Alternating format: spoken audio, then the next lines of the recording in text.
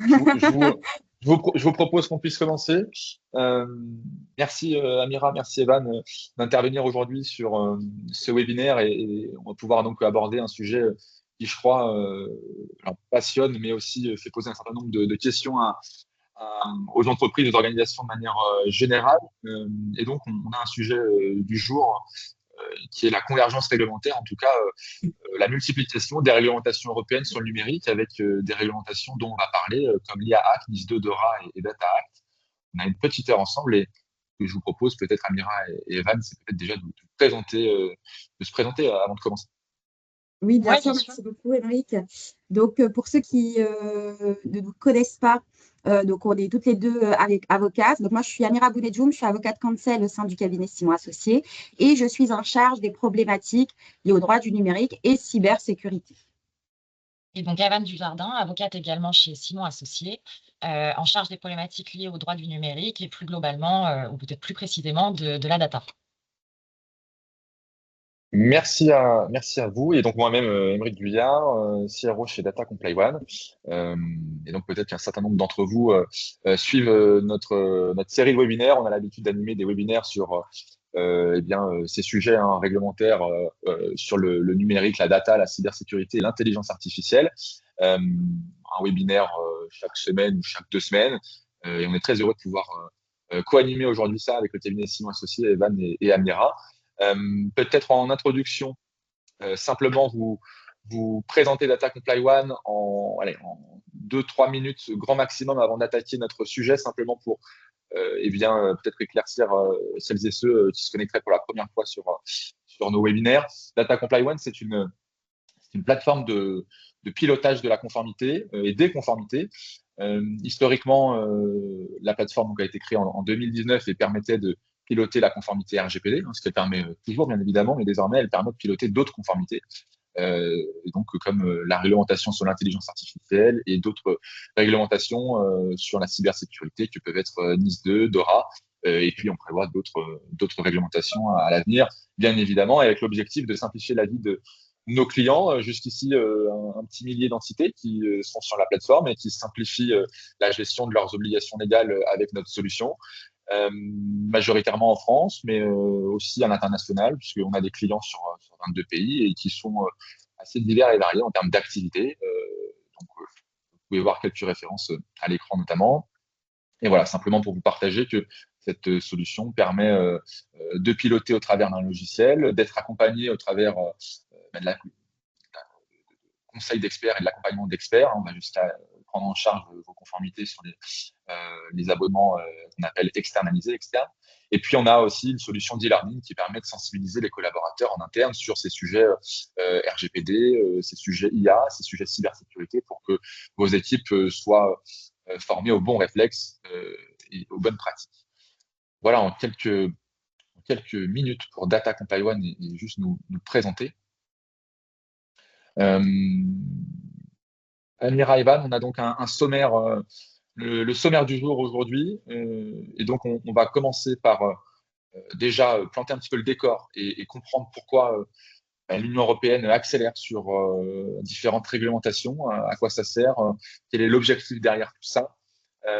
On ira faire ensuite un tour d'horizon de ces grandes réglementations, mieux comprendre ce qu'elles comportent, ce qu'elles mettre en place, en tout cas ce qu'elles demandent de mettre en place et quels sont les bénéfices et aussi parfois les obstacles qu'on peut rencontrer dans les différentes mises en conformité. Nous, on vous donnera évidemment, assurez-vous, une solution à tout ça. On vous présentera notamment une démarche autour de 5 piliers pour mutualiser vos efforts en termes de mise en conformité, parce qu'on verra que ces conformités peuvent être menées sur une démarche globale et on verra aussi l'intérêt de mener cette démarche globale pour vos activités. Et puis, on ira vous proposer en fin de webinaire de vous auto-évaluer, de vous tester. Donc là, on rentre un peu plus dans le concret, puisqu'on vous partagera au travers d'un lien qu'on vous enverra dans le chat, la possibilité d'accéder à un outil d'auto-évaluation pour que vous puissiez, en quelques minutes, apprécier déjà un premier niveau de maturité de votre entreprise, de votre organisation sur ces sujets. Et on prendra un petit temps de questions de réponses, évidemment, avec Evan et Amira pour répondre à peut-être un certain nombre de vos questions. On essaiera évidemment de faire le maximum en termes de questions, mais on va essayer de rester dans les temps. Et donc, écoutez, Evan, Amira, si on est prêt pour la présentation, je vous propose qu'on puisse commencer avec l'introduction sur eh bien, ces différentes réglementations qui sont déclinées par l'Union européenne et on va essayer de comprendre un peu mieux pourquoi elles se démultiplient et dans quel objectif. Donc, juste pour rappel, simplement pour les lister, on en a sélectionné un certain nombre. Vous avez donc une réglementation qui s'appelle le Data Act sur la gouvernance des données, sur le partage des données. Vous avez aussi une réglementation qui s'appelle l'IA Act ou RIA, règlement sur l'intelligence artificielle en français, qui vient réguler et encadrer l'usage et le développement de l'IA en Europe. Et puis, vous avez aussi des réglementations qui s'appellent donc NIS 2 et DORA, qui sont dédiées à la cybersécurité. Et donc, l'Europe accélère sur tout ça, puisque l'objectif, c'est évidemment mieux protéger les citoyens européens, mais aussi les entreprises, leurs collaborateurs, leurs clients, leurs partenaires, leurs fournisseurs, et que, si vous voulez, il y a un effet de co-responsabilité aussi entre les entreprises, les fournisseurs et les clients qui s'opèrent, afin que tout le monde puisse augmenter son niveau de jeu sur alors la protection des données personnelles pour le RGPD, qu'on connaît depuis 2018, mais aussi augmenter son niveau de jeu sur l'usage et le développement de l'intelligence artificielle, qu'on ait un usage responsable et éthique de l'IA. On verra notamment au cours de la présentation qu'il y a énormément d'enjeux et de sujets sensibles autour de cette nouvelle technologie. Et puis, faire monter le niveau de jeu des entreprises européennes en matière de cybersécurité de manière générale, puisqu'on voit que c'est l'hécatombe ces derniers mois et ces dernières années au sein de l'Union européenne, France inclus, évidemment, malheureusement, j'ai envie de dire. Et donc, l'objectif, c'est vraiment que eh bien, tout le monde, en tout cas un maximum d'entreprises, on verra quelles sont les entreprises concernées, évidemment, puissent être mieux armés, être mieux sensibilisés, avoir un cadre clair au travers donc, de ces cadres réglementaires pour bien mieux se protéger, mais aussi, on le verra, inspirer davantage de confiance dans les relations contractuelles, business, tout simplement dans les activités que chacun peut opérer. Donc, tout ça a été initié voilà, ces 5, 6, 7 dernières années. Le RGPD a été un petit peu comme, si je puis dire, le modèle, en tout cas, pas identique, mais ça a inspiré évidemment les autres réglementations. On verra que on a une directive et pas une réglementation. Donc, NIS 2 est une directive, donc elle doit se transposer en loi nationale sur chacun des pays européens. Pour le reste, ça reste des réglementations européennes, donc avec une harmonisation des obligations légales pour chaque État membre. Mais bon, je rentre pas plus dans le détail que ça et j'essaye de simplement rester concis sur cette partie. Donc, en effet, l'objectif, c'est de créer un espace numérique de confiance, vous l'avez bien compris, que cela représente aussi une opportunité business et réputationnelle pour les entreprises qui eh bien, iront se conformer, iront mettre en place ces conformités. Et c'est aussi le moyen de valoriser les activités, valoriser les produits que vous vendez, valoriser les activités ou les services que vous rendez. Et on ira le voir, comment on peut aller valoriser toutes ces conformités pour en faire une opportunité, un atout, plutôt qu'une contrainte réglementaire.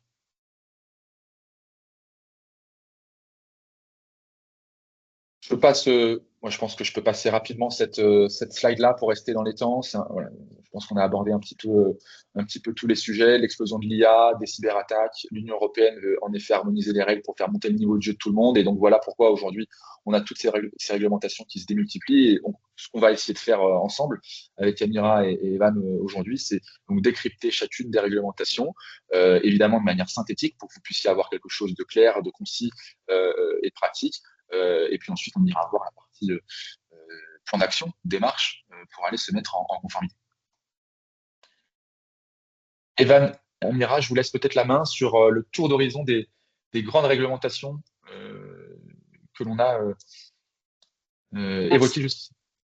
Merci, Aymeric. Alors, on en a rajouté une par rapport à celle qu'on a évoquée au début de cette présentation.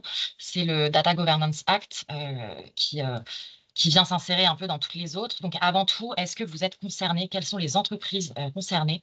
Alors, globalement et premièrement, les réglementations, ces réglementations, pardon, viennent dépasser les frontières de l'Europe. C'est ce qu'on connaissait déjà avec le RGPD, c'est pas nouveau, mais l'objectif, c'est de réguler le marché européen plus que les entreprises européennes. Donc, des entreprises étrangères vont pouvoir être concernées si elles opèrent en Europe ou auprès d'Européens.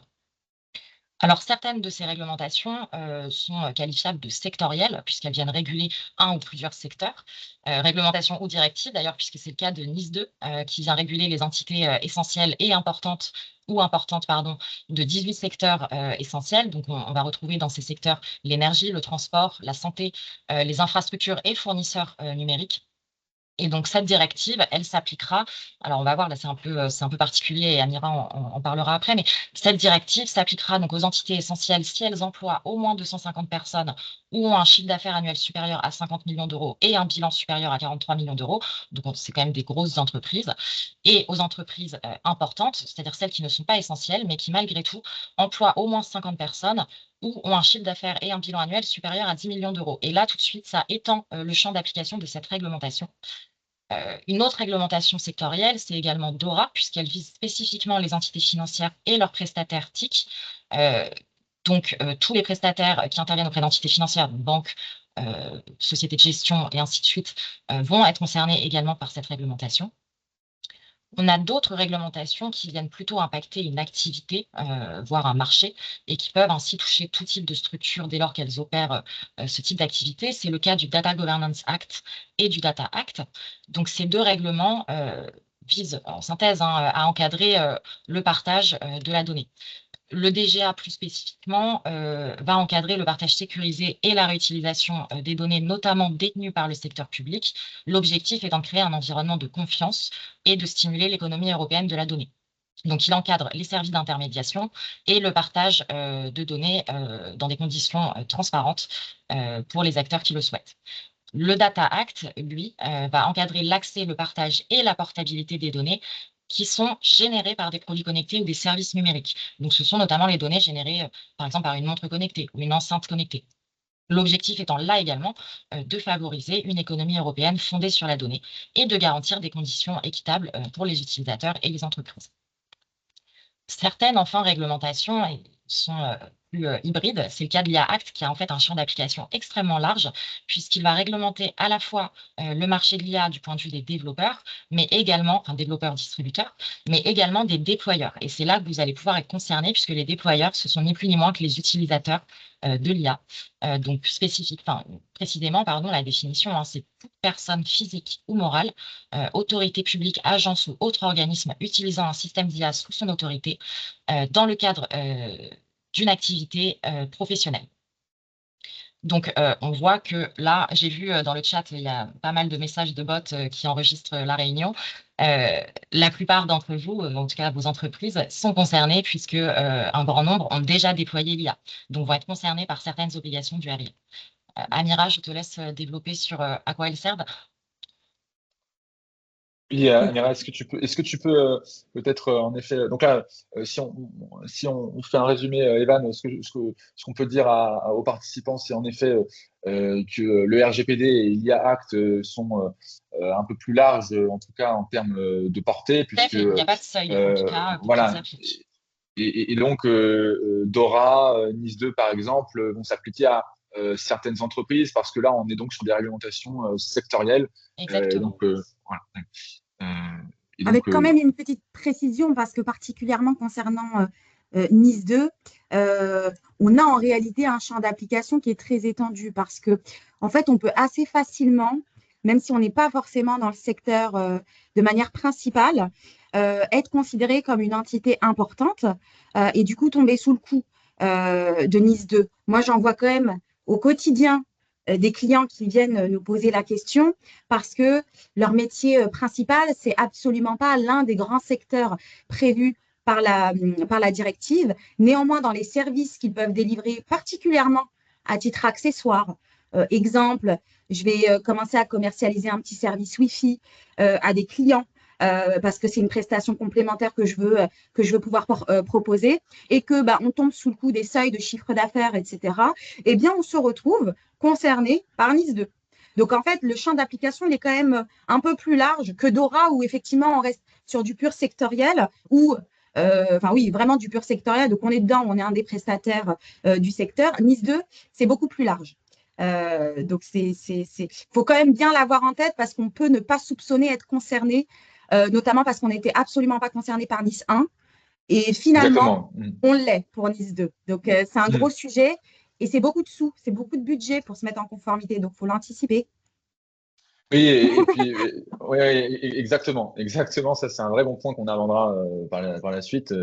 Essayer de mutualiser un petit peu les efforts. Donc, bien vérifier et faire le bon diagnostic au départ pour vérifier sur quelle réglementation on doit avancer et à quelle réglementation on est soumis.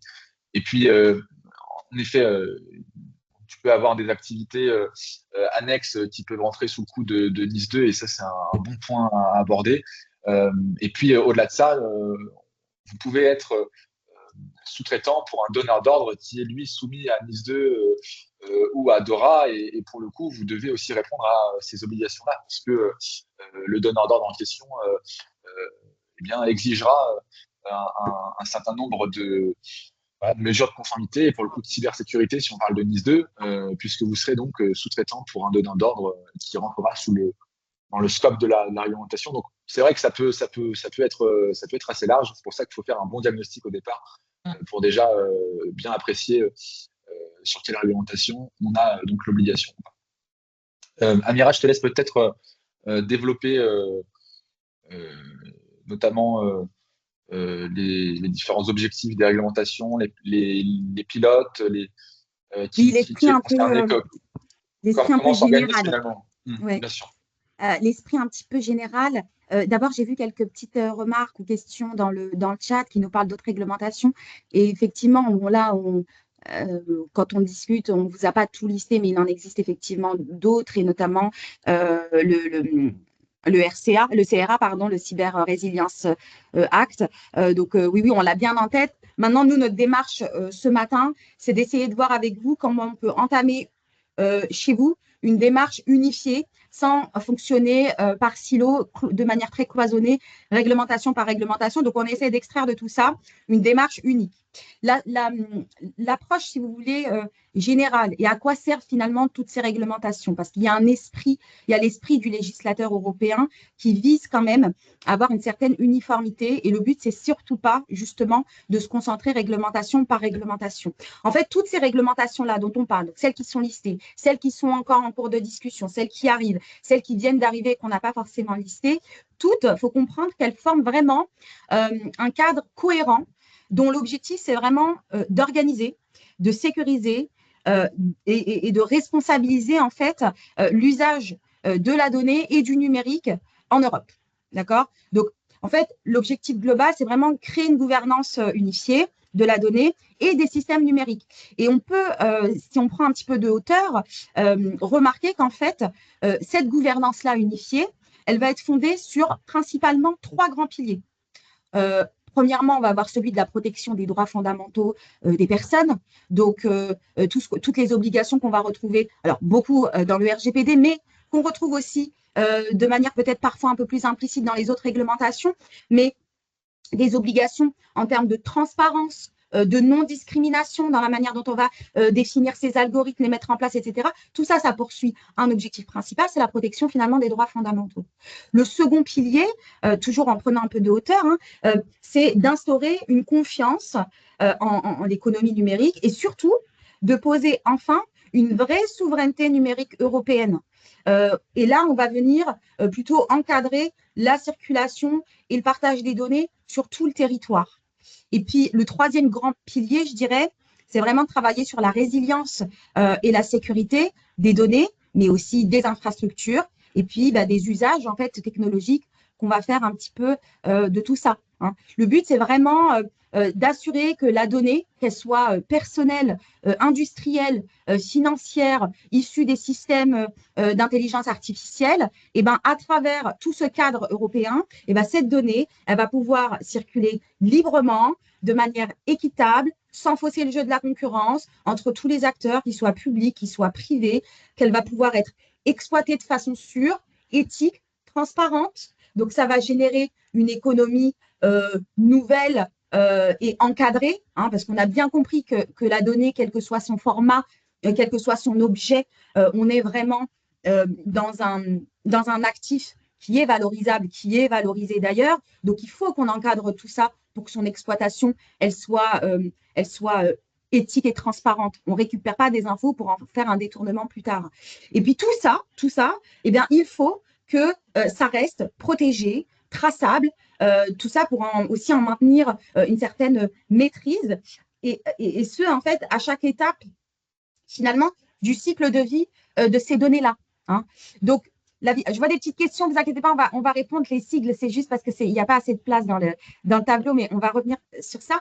Donc, en fait, ce qu'on peut dire, à quoi servent toutes ces réglementations, ils sont rentrés dans le détail. Evan a donné déjà des petites explications. Et puis, si tout à l'heure, vous voulez qu'on reprécise un petit peu plus chacune des réglementations, je pense que ce qu'on doit retenir et ce qu'on doit garder en tête, c'est vraiment l'esprit de ces textes-là. Et ces textes-là, tous, ce qu'ils traduisent, c'est vraiment la volonté de l'Union européenne de finalement concilier innovation et protection, instaurer une confiance dans l'économie numérique et puis affirmer cette souveraineté européenne, particulièrement face aussi aux très grandes plateformes technologiques qui, elles, ne sont pas européennes et qui ont pris un petit peu un monopole. Donc aujourd'hui, finalement, même si on a l'impression qu'on est sur beaucoup de contraintes, qu'on n'est pas du tout business-oriented, qu'on tue le business, qu'on ne pense pas à ça, en fait, si on regarde plus loin, ce qu'on veut vraiment favoriser, c'est aussi de voir une vraie émergence au sein de l'Union européenne de grands acteurs qui vont avoir du coup beaucoup plus de facilité parce qu'ils vont se construire.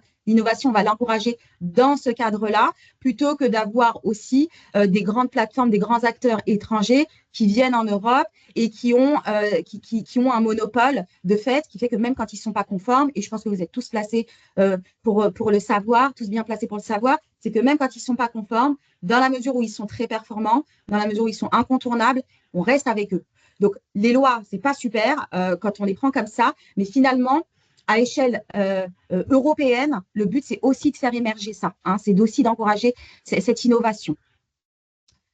Et toutes ces réglementations, d'ailleurs, on les appelle un peu le paquet data européen. D'accord, ça vise vraiment à bâtir toute cette économie de la donnée. En tête Exactement. Juste de pilote rapidement, parce que je vois qu'il y a pas mal de questions. Alors, c'est vrai qu'on est sur des sujets à chaque fois assez différents, réglementation par réglementation. Simplement, là, si je veux juste très rapidement les passer, le RGPD, on est sur des pilotes DJ direction juridique, le DPO pour le délégué à la protection des données personnelles, parce que c'est avant tout des principes juridiques, hein, la transparence, la licéité, etc. Mais aussi, on va avoir aussi un volet qui va être plus technique, plus sécurité, c'est pour ça qu'on fait intervenir des SI, RSSI, donc les directions des systèmes d'information, les responsables sécurité, etc. Et aussi très important, les métiers qu'il ne faut surtout pas oublier, qu'il faut vraiment intégrer comme pilote aussi quelque part, parce que cette réglementation-là, elle se traduit vraiment dans des processus quotidiens, on va dire, d'accord. Sur le second, Data Governance Act, bon, vous avez compris un petit peu le principe, direction juridique, etc. CDO, donc CDO, c'est pour effectivement Chief Data Officer. J'empiète un tout petit peu, mais ça nous fera l'économie au moment où on parlera de la gouvernance, mais parce que ça fait sens aussi d'en parler rapidement ici. Vous voyez bien qu'il y a cette multiplicité de réglementations européennes, avec des réglementations qui sont ultra spécialisées. Hein. Donc, on est vraiment sur des petites spécialités à chaque fois. Et en fait, on se rend compte quand même que le tout est censé former un ensemble cohérent, un paquet cohérent, etc. Et le Chief Data Officer, finalement, c'est un poste, contrairement au DPO, le délégué à la protection des données, qui a par moment une obligation d'être nommé. Donc, la réglementation nous oblige à se structurer de telle manière quand on est dans un certain type d'activité ou quand on est dans le secteur public. Le Chief Data Officer, ce n'est pas le cas.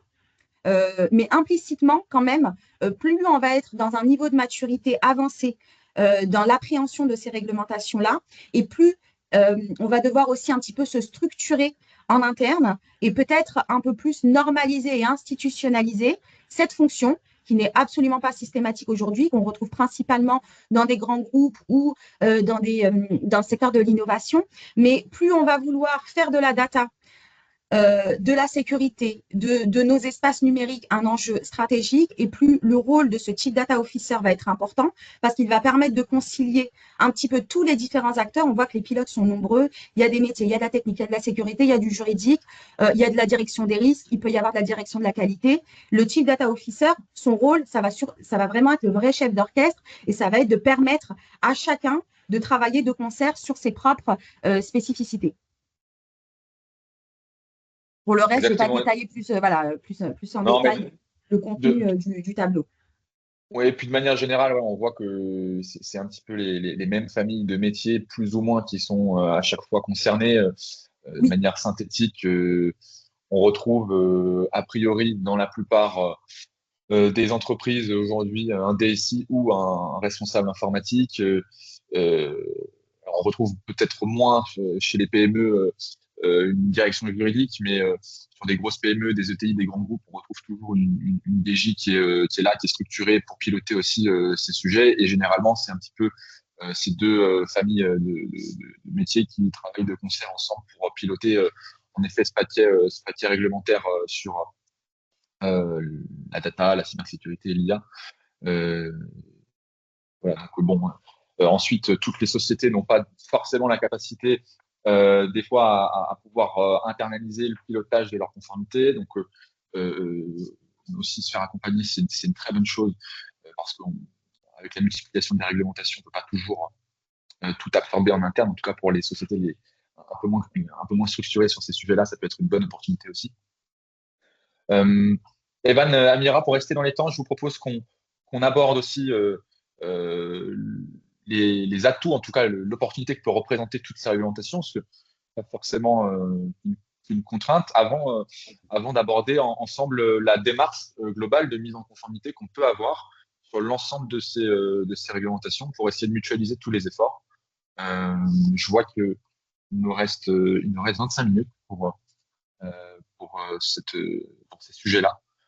Donc, en effet, simplement pour conclure sur ce que viennent d'expliquer avec précision et clarté Evan et Amira, toutes ces réglementations, on peut aussi donc les voir comme une contrainte réglementaire, mais on peut aussi les voir comme une opportunité de créer la confiance avec ses clients, mais avec son écosystème de manière générale, puisque vous allez pouvoir mettre en avant le fait que la data est plus sûre et mieux utilisée de manière éthique, transparente chez vous, que la donnée qu'on vous confie, elle est mieux sécurisée. Il y a peut-être donc des garanties que vous pouvez apporter en termes de gestion des risques, gestion des incidents.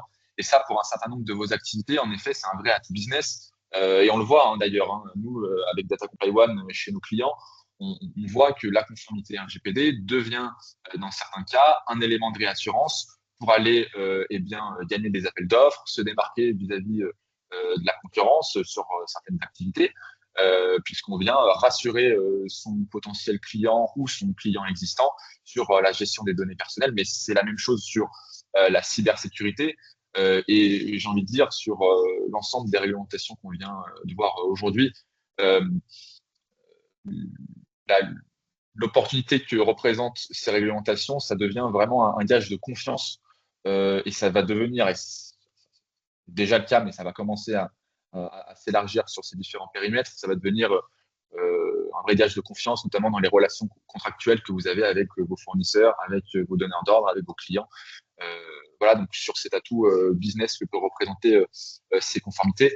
On voit aussi chez certains de nos clients, chez Data Comply One, que ces démarches de compliance rentrent dans des démarches un peu plus larges en termes de responsabilité sociétale des entreprises, donc ce qu'on appelle RSE, puisqu'on vient donc protéger les données, on vient utiliser une intelligence artificielle avec une démarche éthique et responsable, en respectant les droits de chacun, les libertés fondamentales, et puis donc la sécurité des informations qu'on partage dans cette IA. Et donc tout ça aussi peut complètement rentrer dans cette démarche RSE. Donc si vous avez une démarche RSE, un pôle RSE chez vous, vous pouvez travailler de concert en effet avec ces services-là. De manière générale, ces mises en conformité seront qu'un atout du moment où, en effet, vous allez donc pouvoir mutualiser les efforts. En effet, si vous travaillez chacune des réglementations et des mises en conformité en silo, donc de manière séparée, vous allez en effet avoir tendance à perdre du temps, ou en tout cas à manquer de temps, à vous rendre compte que tout cela est peut-être chronophage. Et là, en effet, on peut considérer que c'est une contrainte réglementaire. Et donc, l'objectif qu'on a aujourd'hui, c'est de vous présenter une démarche globale. C'est de ne plus traiter une réglementation l'une après l'autre, mais en effet, traiter ce pack réglementaire de manière unifiée pour gagner du temps. Aussi, comme Amira, tu l'as évoqué, peut-être pour aller chercher des budgets mutualisés au lieu d'aller chercher des budgets en silo à chaque fois, silotés. Et aussi faire en sorte que la DSI, la direction juridique, s'accordent sur ces sujets-là pour aller engager une démarche globale. En tout cas, nous, c'est ce qu'on recommande et ce qu'on met en place sur donc les clients Data Comply One, le pilotage multi-conformité plutôt qu'un pilotage en silo. Oui, puis en plus, sur ce point-là, c'est vrai qu'en interne, c'est quand même un sujet qui est important. Nous, on est juristes, donc nos interlocuteurs, c'est principalement les directions juridiques.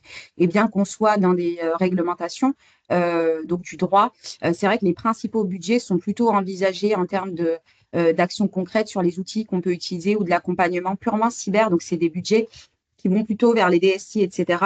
Et or, la conformité, elle suppose quand même beaucoup plus et elle suppose aussi de traduire aussi ces obligations, comment on les met en place et comment on les fait vivre toutes les unes avec les autres. Et souvent, le juridique se retrouve un peu démuni. Et donc, c'est aussi important de faire ce travail de qui doit être pilote et quelle est notre part à tous, qu'est-ce qu'on doit véritablement faire et qu'est-ce qu'on doit engager pour bien identifier ses ressources en amont et peut-être le présenter dans ses demandes de budget d'année en année. Je vois qu'effectivement, faute de temps, on est passé très vite sur pourquoi est-ce qu'on devrait anticiper et les avantages que ça procure d'anticiper les mises en conformité. Donc, on va peut-être du coup juste se dire que même s'il y a beaucoup d'obligations et beaucoup de réglementations, y compris celles donc, qu'on n'a pas forcément listées, ça a l'air d'être gigantesque, mais on est aussi beaucoup d'acteurs à être concernés en interne. Et en fait, quand on regarde un petit peu tous ces textes de manière transverse, on se rend compte que quand même, les efforts de conformité peuvent largement être mutualisés parce qu'en fait, l'essentiel des grandes obligations de ces textes repose quand même sur 5 grands piliers communs au sein de chacun desquels on peut vraiment mutualiser nos travaux, nos livrables, nos modes de fonctionnement, nos process, etc. Donc, on les a listés dans cet ordre-là. Et donc, on va d'abord commencer par ces obligations de gouvernance. On parlait tout à l'heure du Chief Data Officer, qui est un des aspects. Mais au-delà de ça, voilà, la mise en place d'une gouvernance commune, elle a l'air quand même assez incontournable. Oui, merci. Evan, tu peux nous... Oui, justement, j'allais rebondir. Est-ce que Evan, tu peux nous parler de ce premier pilier qui est la gouvernance? Oui, effectivement. Alors, on en a en fait déjà un peu parlé, hein, Amira et Émeric l'ont évoqué, mais la gouvernance, ça constitue le socle commun de toute votre démarche de conformité pour qu'elle soit efficace. Donc, ça implique la mise en place d'une organisation claire, avec des responsabilités bien définies. C'est ce qu'évoquait Amira. Et idéalement, un pilotage centralisé. Même si plusieurs acteurs au sein de l'entreprise vont être concernés, il faut néanmoins un pilote. Comme l'évoquait Amira, ça peut être le Chief Data Officer lorsqu'il existe. Et on pense qu'il deviendra incontournable pour certaines entreprises dont la donnée est vraiment au cœur de leur activité. Mais quoi qu'il en soit, il faut identifier voilà, au sein de vos équipes un pilote qui va pouvoir adopter ou en tout cas porter une démarche multiconformité. On voit que ces conformités, ces conformités concernent à la fois les équipes juridiques, les équipes techniques, les opérationnels, la direction générale. Et donc, cette gouvernance doit être mise en place et pensée en amont de toute action. Elle va ensuite permettre de mettre en place le projet de conformité, donc avec tout d'abord un diagnostic initial qui va vous permettre d'identifier quelles sont les réglementations applicables, quelles sont les forces et les faiblesses du dispositif existant au sein de l'entreprise et les éventuels écarts par rapport aux exigences réglementaires ou aux meilleures pratiques de votre secteur. Sur cette base, vous allez pouvoir créer une feuille de route, élaborer une feuille de route qui va vous permettre de fixer les priorités et les actions à mener, ainsi que les échéances à respecter. Et au stade de cette feuille de route, vous allez vous apercevoir en fait que si vous êtes concerné par exemple par le RGPD, NIS 2 et l'IA Act, que des actions vont être obligatoires pour plusieurs réglementations. Et c'est là vraiment que la démarche multiconformité prend sens. Tout ce qui a trait notamment à la cybersécurité, vous allez le retrouver dans tous ces textes. Et donc, les traiter en même temps et ensemble, c'est vraiment un moyen de rendre votre démarche plus efficace et financièrement plus facile à mener. Le pilotage centralisé va garantir la cohérence des actions, mais aussi le suivi des indicateurs de performance, puisque quand on engage une telle démarche, on a envie de savoir si ça fonctionne, et l'adaptation continue de la stratégie en fonction des évolutions réglementaires, puisqu'on l'a vu, des réglementations, il y en a des nouvelles assez régulièrement. Enfin, la gouvernance, ça va aussi impliquer de mobiliser l'ensemble des parties prenantes. On en a parlé tout à l'heure pour le RGPD, les équipes métiers doivent impérativement être impliquées et sollicitées. C'est le cas aussi pour d'autres réglementations. Et donc, il va falloir inscrire la conformité dans la culture de l'organisation, mais on y reviendra un peu plus tard sur le 5e pilier. Je me permets juste, rapidement. Ouais, je me permets juste en effet, de pouvoir rebondir pour mettre en image chacun des piliers au travers de la plateforme Data Comply One. Puisqu'en effet, sur Data Comply One, on peut donc piloter ces conformités. En effet, la gouvernance est l'un des grands piliers que l'on peut donc piloter avec la plateforme. Donc, en effet, hyper important de pouvoir mener un diagnostic global sur ces conformités pour avoir un point de départ, pouvoir donc faire ça au travers de la plateforme, au travers d'une série de questionnaires. C'est collaboratif, hein, donc on peut s'envoyer les questionnaires, bien évidemment. Et puis, vous allez avoir une feuille de route sur vos conformités qui sera générée automatiquement par la solution, jusqu'à même vous prioriser les actions et vous apporter un certain nombre d'aides pour mener ces actions, notamment des ressources de documentation, des ressources juridiques, des templates, et plus encore pour aller mener votre feuille de route et aboutir à une feuille de route complète, optimale, et à un pilotage unifié. Voilà ce qu'on peut faire avec Data Comply One sur ce premier pilier. Est-ce que, Evan, tu as des choses à rajouter sur le pilier de la gouvernance avant de passer sur le deuxième pilier? On va passer au suivant, sinon on ne pourra pas tous les voir. Oui, c'est ça. Dans la continuité de ce qu'on vient de se dire sur la gouvernance, donc le deuxième grand pilier, c'est celui de la gestion des risques avec toutes les composantes qu'elle couvre. On va voir la cartographie des risques, des actifs, qui soient système, données, IA, etc. Les plans de sécurité, la gestion des incidents qu'on retrouve à travers plusieurs textes, et puis les audits périodiques, idem, on les retrouve à travers plusieurs textes. D'abord, ce qu'il faut bien avoir en tête, c'est que toutes les réglementations de ce paquet data, elles reposent bien sur une approche par les risques, toutes en fait. Le RGPD va parler des risques pour les personnes, donc quand on est sur de la violation de données, c'est avec les incidences que ça a sur les personnes, on veut sécuriser leurs données. NIS 2 et DORA, on va plutôt parler des risques de cybersécurité, de continuité d'activité. Le Data Act, le DGA vont plutôt évoquer des risques liés au partage et à la circulation des données. L'IA Act, c'est plutôt les risques qui vont être vraiment propres au fonctionnement des algorithmes et à leurs effets sur la société, avec la prévention des biais, etc.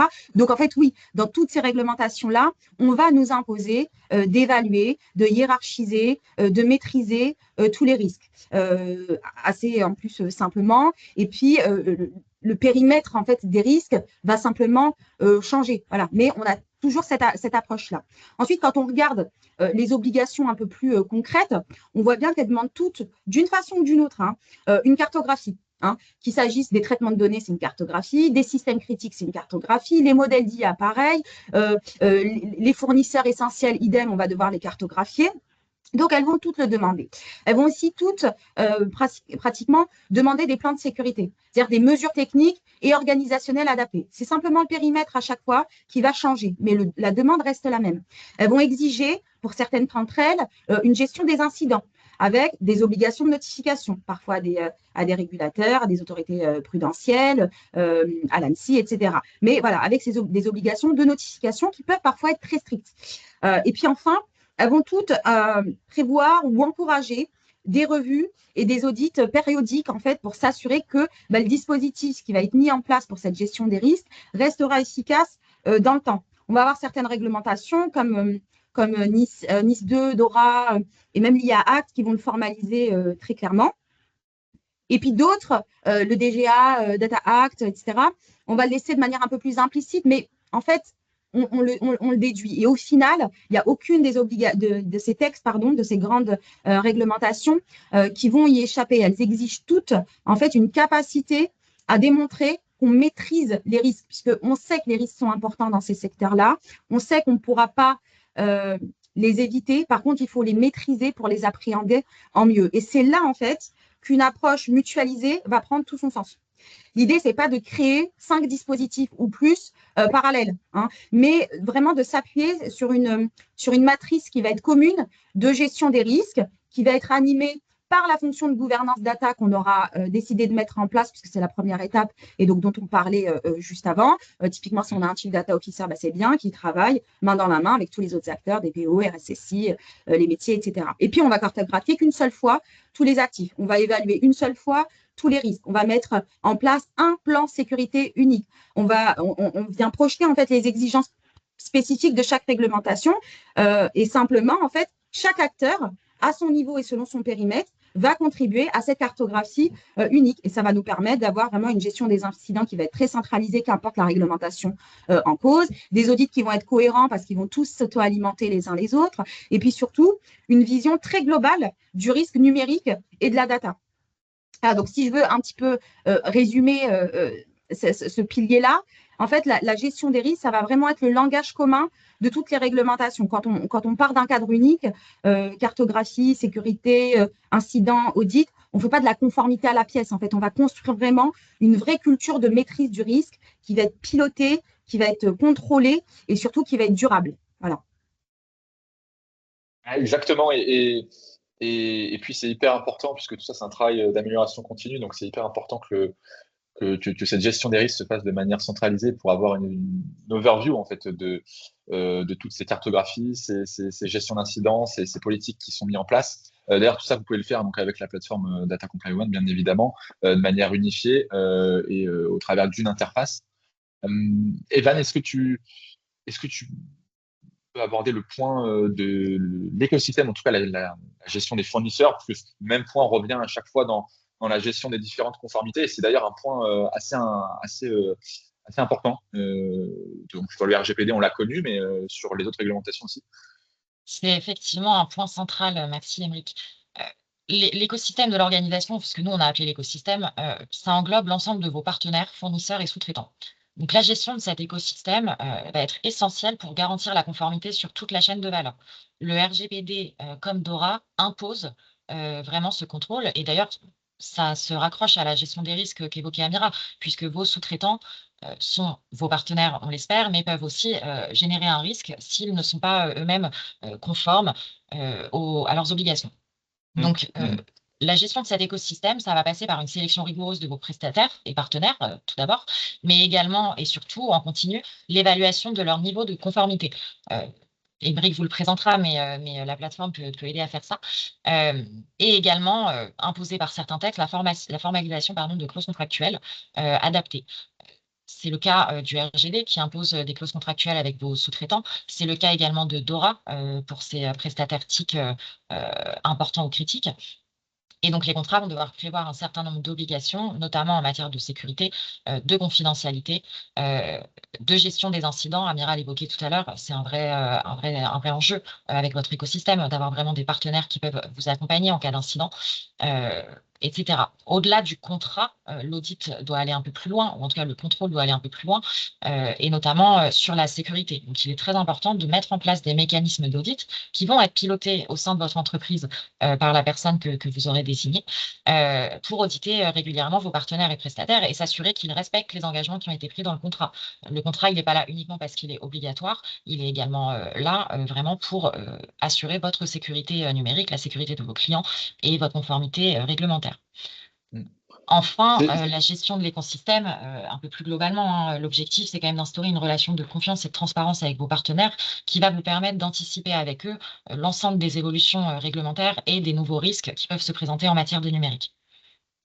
Alors, Émeric, si tu veux aborder rapidement ce que permet de faire Oui, l'ICD. non, mais exactement, et c'est vraiment un des piliers qui est, ils sont tous importants, hein, bien évidemment, mais c'est un des piliers qui est, je trouve, le plus dur à piloter de manière unifiée, parce que chaque entreprise a quand même un certain nombre de partenaires et de sous-traitants. Et c'est jamais évident de parfois gérer ces volumes-là. Alors, il faut en effet avoir la capacité à maîtriser tout cet écosystème, puisque l'objectif, c'est tout simplement qu'on puisse sécuriser la chaîne d'approvisionnement ou la chaîne de valeur. Évidemment, alors très concrètement, ça a un impact assez fort, hein. Aujourd'hui, sur les grandes cyberattaques que l'on voit et les grands incidents que l'on voit, ça vient presque ou souvent, en tout cas, de la part de vos sous-traitants. En fait. Il y a toujours une faille chez un de vos sous-traitants et donc vous êtes impacté. Et donc, exemple, chez un éditeur de logiciel, vous travaillez avec un éditeur de logiciel, il y a une faille potentiellement et eh bien, les données clients que vous avez mises sur ce logiciel-là eh bien, ont fuité. Et donc, vous êtes responsable de ça. Malgré que ce ne soit pas vous directement l'éditeur de logiciel, vous avez fait appel à un éditeur de logiciel qui a une fuite de données. Et si vous n'avez pas la capacité à démontrer sa conformité, alors vous-même, vous êtes co-responsable de cet incident-là. Donc, notamment sur NIS 2, ça a son importance, sur RGPD, ça a son importance, sur DORA, ça a son importance. On voit aussi, évidemment, sur l'IA Act, ça a son importance, puisque de plus en plus d'outils eh bien, embarquent de l'intelligence artificielle et quid de la data que vous partagez dans cette intelligence artificielle. Donc, c'est vraiment un pilier qui va devenir de plus en plus difficile à maîtriser s'il n'est pas piloté de manière unifiée. Et nous, c'est ce qu'on permet en effet de faire avec la plateforme, c'est de pouvoir piloter tout ça depuis une même interface, depuis une même démarche. Vous pouvez envoyer des questionnaires à vos sous-traitants et évidemment suivre leur conformité au travers de la plateforme. Juste pour finir et rester dans les temps, on a encore deux piliers qui est la documentation, en tout cas les preuves de conformité. Amira, si tu peux Oui, c'est nous en vraiment, parler. ouais, c'est peut-être le pilier qui va être le plus transversal parce qu'il est présent là pour Oui, le coup dans absolument toutes les réglementations européennes de manière très explicite, alors que tout à l'heure on a dit qu'il y en avait certains qui étaient juste induits ou implicites. Là, c'est pas le cas. Et ce qu'il faut retenir comme démarche, c'est qu'aujourd'hui la conformité, c'est plus une chose qu'on déclare, c'est complètement has-been maintenant d'être dans des systèmes déclaratifs comme on a connu il y a quelques années. On est vraiment sur quelque chose qui se démontre. Et donc le maître mot, c'est la comptability, dont on a tous un petit peu beaucoup même entendu parler. Donc c'est-à-dire cette capacité à prouver à n'importe quel moment qu'on a mis en place des dispositifs adaptés, qu'on connaît ces risques et qu'on agit pour les maîtriser. C'est vraiment ça, la documentation. Alors concrètement, si on regarde les textes, effectivement, les réglementations, elles ne vont pas toutes dire la même chose, mais c'est normal puisqu'elles ont toutes des objets différents, sinon ce serait redondant, mais elles convergent quand même vers une même exigence. On va avoir le RGPD, qui est le premier d'ailleurs à avoir posé cette logique de documentation, puisqu'il va imposer un registre de traitement, des analyses d'impact, la documentation des incidents, la conservation des preuves de consentement. On va avoir NIS 2, DORA qui vont aller plus loin dans la formalisation, puisque eux, ces textes-là vont vraiment imposer une documentation complète des politiques de sécurité, des plans de continuité, des tests de résilience et surtout la traçabilité de tous les incidents, avec des obligations de notification qui vont être encore plus strictes que celles du RGPD, parfois en 24 heures selon la gravité. On va voir l'IAA qui va lui aussi en fait introduire une logique un peu nouvelle, puisque là, on va plutôt être sur une documentation du cycle de vie du système de l'IA, de sa conception à sa mise sur le marché. Donc, les jeux de données, les méthodes d'entraînement, les tests de performance, enfin, les biais, les mesures correctives. Enfin, voilà, vraiment, on est sur tout le cycle de vie là, qui va devoir être documenté. et puis la Data Act, le DGA, qui vont aussi exiger une forme de traçabilité, mais là plutôt une traçabilité de tous les accès, des partages de données avec une documentation sur les droits d'accès, sur les conditions de réutilisation, sur la sécurité de tous les flux qu'on va mettre en place. Donc, même si en fait le vocabulaire va un petit peu changer, la philosophie en fait elle va rester la même, puisque chaque organisation elle va devoir tenir à jour la preuve de ce qu'elle fait, de comment elle le fait et avec qui elle le fait. Et du coup, pour mutualiser un petit peu tout ça, la première étape, ça va déjà être d'arrêter de voir toutes ces réglementations comme des projets à part. Et on ne va pas créer un registre RGPD, un registre NIS2, un registre DORA, un registre SIA, etc. Peut-être que ce qu'on peut envisager, c'est plutôt de construire un socle documentaire commun dans lequel, en fait, chaque texte va venir piocher les éléments qui vont le concerner. Et ce socle, il peut parfaitement reposer sur 4 grands blocs, je pense. Une cartographie centralisée de tous les actifs. Et donc, là, dans la cartographie des actifs, on va cartographier les traitements, on va cartographier les systèmes, on va cartographier les données, les modèles, les fournisseurs, etc. On va avoir une seule base de référence qui, finalement, va ensuite pouvoir alimenter tous les registres spécifiques aux réglementations. On va aussi pouvoir mettre en place une base documentaire commune. C'est-à-dire qu'on va y ranger dans cette base dans cette base documentaire, aussi bien toutes les analyses d'impact qu'on a pu faire dans le cadre du RGPD, que des revues de sécurité, que des évaluations, des plans de tests, enfin tout ce qui va matérialiser finalement la gestion des risques. On va aussi pouvoir travailler sur des templates qui vont être standardisés pour des notifications d'incidents, pour des rapports d'audit, pour des fiches de conformité fournisseurs, pour des rapports de gouvernance data. Voilà, peut-être que travailler sur des templates standardisés, c'est le mieux. Et d'ailleurs, on parlait tout à l'heure des contrats. Tout ça, en théorie, c'est bien beau. Et en fait, c'est très facile de le comprendre. Mais le faire vivre, c'est très compliqué. Je pense que vous avez tous vécu ce moment où, en interne, on a beaucoup travaillé sur des questionnaires sécurité, des contrats qui sont en béton, mais qu'on n'arrive pas à faire signer parce qu'on va avoir, surtout quand on est côté client, parce qu'on va avoir un prestataire qui va nous dire non, mais en fait, tu es bien gentil, mon ami. Moi, tu n'es absolument pas mon seul client. Donc, même si tu es important, en fait, j'en ai des centaines, voire des milliers d'autres et je ne peux pas me permettre d'avoir 25 000 contrats différents. Donc, tu utiliseras mon template, je ne te signerai pas tes trucs. Bon, OK. Ça, c'est un jeu de négociation. C'est notre quotidien, en fait, avec Evan, c'est d'aller là-dedans, de trouver des solutions pour faire passer des textes. Et si on n'arrive pas à les signer, de trouver des alternatives pour les rendre tout de même opposables et récupérer des infos. Mais pour aider ce jeu de négociation et pour le simplifier, c'est aussi important d'avoir ces templates standardisés, qu'on ne se retrouve pas finalement pour pouvoir répondre à toutes ces réglementations, particulièrement quand on est face à des fournisseurs, devoir leur sortir notre questionnaire RGPD pour être sûr qu'on a bien répercuté et vérifié toutes les garanties, un questionnaire un peu plus élaboré parce qu'en fait, avec NIS2 ou avec DORA, on nous impose de vérifier telle ou telle chose, etc. Non, le but, c'est vraiment de bâtir ce socle commun. On présente un document et ensuite, c'est le jeu des négociateurs de contrats, de tout ce qu'on veut, qui va entrer en jeu et on va pouvoir travailler sur un document unique. Mais ça aussi, ça va venir un petit peu plus fluidifier les échanges et les négociations quand on est face à des fournisseurs. Et puis enfin, avoir des systèmes de mise à jour continue. C'est-à-dire qu'on va avoir une logique vivante, pas un dossier figé. Donc, chaque nouveau projet, chaque incident, chaque évolution technique ou réglementaire va venir alimenter ce socle documentaire commun. Voilà. Et en fait, ce que ça va changer vraiment, c'est que chaque action de conformité, elle va devenir réutilisable. En fait, vous documentez une fois et vous prouvez pour tous les textes. C'est ça qui est génial. Enfin, je suis peut-être un peu trop enthousiaste, mais c'est un petit peu la vision que j'ai, quoi. On va tout faire, ça va être assez grand, on va être plusieurs acteurs, mais avec ça, on va réussir à répondre à plein d'obligations. Et ensuite, selon les cas, on va piocher et tout va pouvoir alimenter un petit peu les documentations imposées par chacune des réglementations. Ah, c'est exactement ça, c'est exactement ça l'intérêt de la démarche, Heureusement. Amira, et de Data Comply One en fait aussi, notamment sur la prochaine version Data Comply One.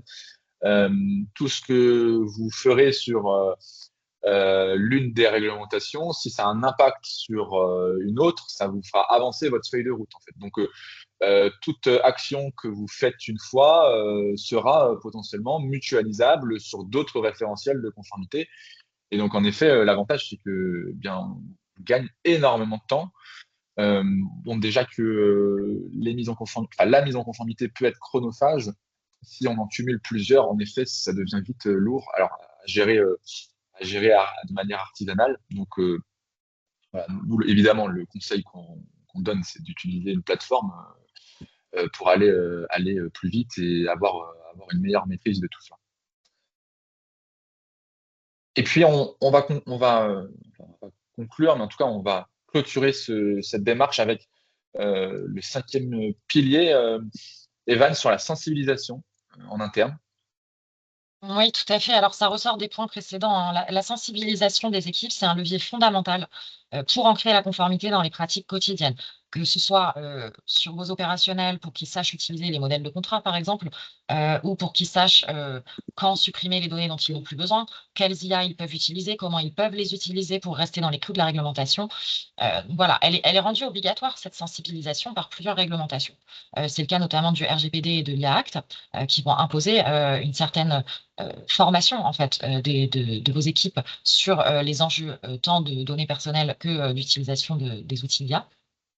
Et cette sensibilisation, elle passe donc par des actions de formation régulières qui vont devoir être adaptées, hein, aux différents métiers et différents niveaux de responsabilité. Mais leur objectif, ça doit être que chacun comprenne les enjeux de la conformité et les bonnes pratiques à adopter. On peut mettre en place des supports pédagogiques variés, hein, des ateliers interactifs, des mises en situation concrètes, l'objectif étant à la fin que le message soit compris par les équipes.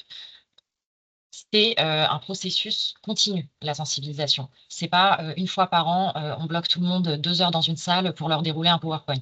Il faut vraiment très régulièrement intégrer les retours d'expérience, intégrer les évolutions réglementaires et procéder par petites touches, l'objectif étant de garantir vraiment un engagement durable des collaborateurs. Oui, c'est ça qui n'est pas évident à faire d'ailleurs. C'est ça qui n'est pas évident à faire, qui plus est sur plusieurs sujets. L'IA, la cybersécurité, la data, la donnée personnelle, enfin, il y a quand même pas mal de sujets qui se cumulent. Il y a quand même pas mal d'obligations de formation à passer pour les collaborateurs. Et vos équipes, en général, sont pas déjà de un forcément passionnées par les sujets réglementaires et de deux ont pas forcément beaucoup de temps. Donc en effet, c'est un très très, c'est un vrai bon point à mettre en lumière, c'est qu'il faut procéder par petites touches. Et nous, d'ailleurs, c'est ce qu'on voit chez nos clients Data Comply One sur les programmes de sensibilisation qu'on a lancés, puisqu'on a une solution de e-learning qui permet de sensibiliser les équipes en interne. C'est que l'approche par ce qu'on appelle micro-learning, donc des parcours de formation par des vidéos courtes et des quiz juste derrière la vidéo, fonctionne très très bien. Ça permet en 1, 2, 3, maximum 5 minutes, retenir quelque chose, apprendre quelque chose. Ça s'intègre très facilement dans un emploi du temps. Et donc, petit à petit, par en effet formation de 3 à 4 minutes, de temps en temps dans la semaine ou dans le mois, on arrive à sensibiliser les collaborateurs et surtout à leur faire retenir quelque chose et surtout à ce que vos équipes puissent retenir les bons réflexes à mettre en place. Puisque derrière, on va systématiquement tester leurs connaissances après la vidéo de formation avec des quiz, plus derrière des explications sur l'erreur peut-être qu'on a faite dans le quiz, pour qu'on puisse retenir aussi par l'échec. Et on voit que c'est une des méthodes de formation qui marche très très bien. Bon voilà, on aura l'occasion peut-être de vous en dire plus sur ce sujet-là, mais c'est assez intéressant. Vous avez un avatar qui s'appelle Daya qui vous explique les bons réflexes à avoir en matière de données personnelles, de cybersécurité et d'intelligence artificielle, avec des nouveaux modules qui sortent d'ailleurs sur la fin du mois. Je vois qu'on a dépassé de 9 minutes. Bon, ça, c'est un sujet forcément vaste et assez dense. Donc, on a essayé de faire au mieux pour ne pas dépasser trop le temps qui nous était imparti. Evan, Amira, je vous propose peut-être qu'on partage l'auto-évaluation. Alors, on va peut-être pas forcément avoir le temps de vous la présenter, mais je vais vous partager le lien et puis on va aller prendre les questions-réponses directement. Hop. Je vous partage le lien de l'auto-évaluation qu'on vous recommande de faire. Donc, on vous le partage dans le chat. On vous recommande de faire cette auto-évaluation. Vous pouvez vous auto-évaluer à date sur 3 réglementations, RGPD, NIS2, IA Act. Alors, un bon moyen, en effet, pour eh bien, avoir un premier aperçu de votre niveau de maturité, puisqu'en quelques questions, vous pouvez avoir déjà un premier score de maturité, une première feuille de route aussi avec des préconisations.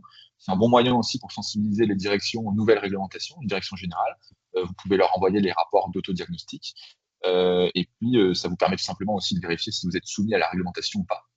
Euh, Est-ce qu'on peut peut-être prendre encore 5 minutes pour essayer de répondre à certaines questions dans le chat? Euh, Commencer à répondre un petit peu par écrit à certaines d'entre elles au fur et à mesure. D'accord, d'accord. Pendant que je n'avais pas la parole, mais oui, on peut piocher. On peut peut-être piocher certaines d'entre elles. Alors, Tac, tac, tac. oui, alors sur les entités concernées par NIS2, on vous invite à faire l'autodiagnostic puisque vous pourrez vérifier si vous rentrez dans les secteurs qui sont concernés par NIS2 ou non. Après, vous avez l'autorité nationale, l'ANSSI, hein, qui renseigne très très bien le sujet, donc vous pouvez vérifier directement sur le site de l'ANSSI si vous le souhaitez. Mais bon, notre autodiagnostic s'inspire évidemment des préconisations et des informations de l'autorité nationale. Il y avait une C'est question vraiment- sur est-ce que les ONG, associations, donc on n'est pas vraiment sur des sociétés commerciales, en fait, ce que je comprends.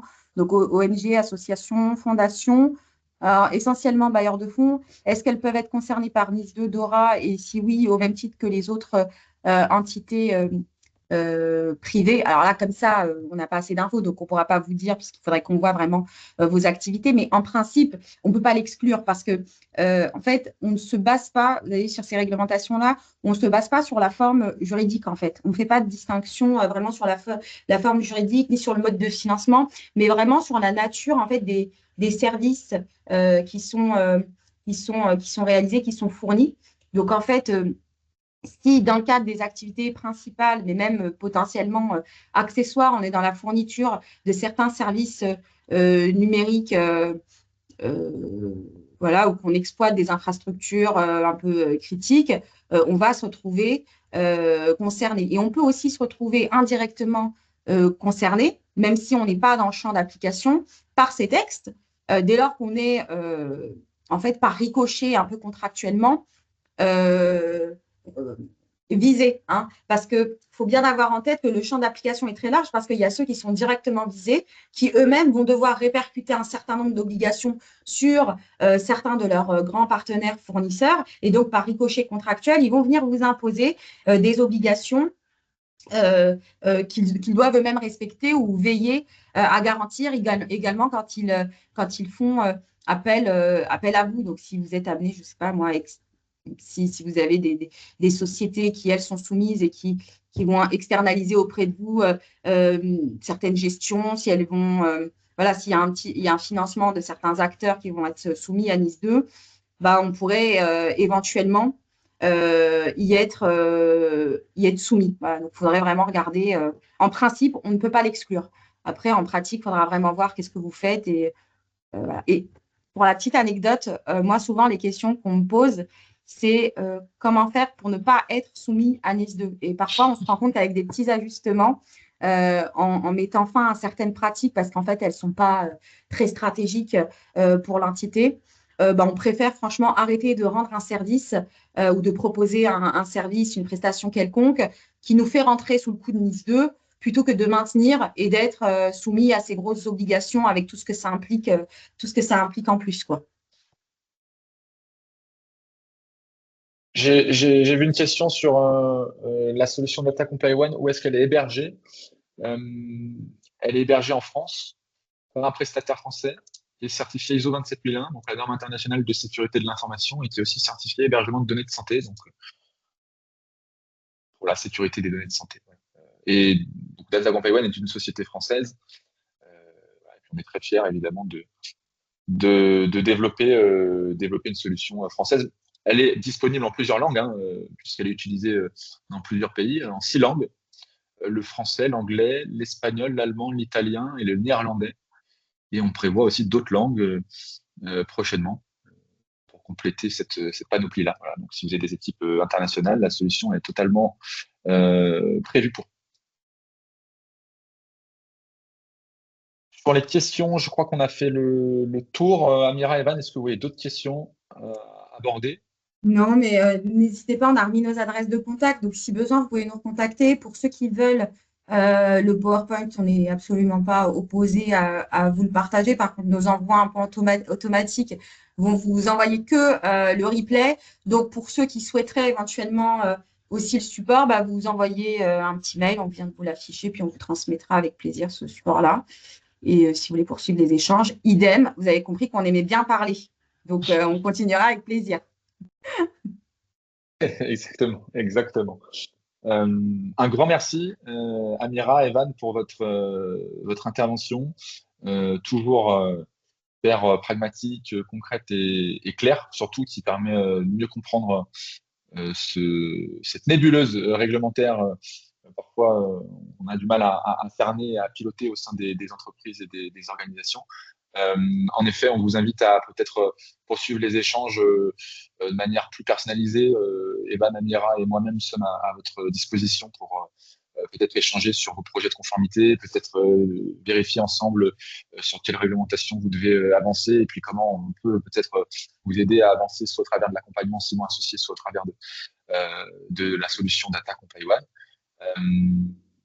Puis écoutez, on vous remercie encore pour votre participation. En effet, vous recevrez tous le replay de cette session.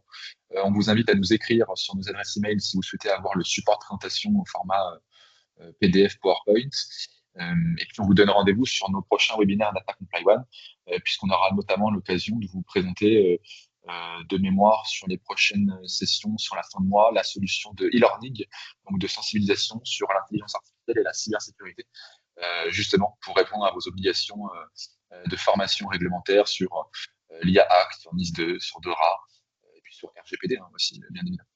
Et si tu me permets juste de faire notre petite promo aussi, on organise Bien aussi sûr. des webinaires où tu seras évidemment et cordialement invité aussi. Et on en fera un justement, notre prochain à la rentrée en janvier, sur particulièrement Nice 2. Donc, si on a des questions et si on veut rentrer un peu plus en profondeur sur ces sujets-là, il ne faudra pas hésiter à vous y inscrire. Exactement, donc on espère vous Merci revoir beaucoup. donc, sur ces futures sessions. Merci à tous. Au Merci revoir. Amira, merci Evan. Merci, Merci Émilie. Émeric. Merci à Bonne tous. journée à tous. Bonne Au journée. revoir. Bonne journée, au revoir.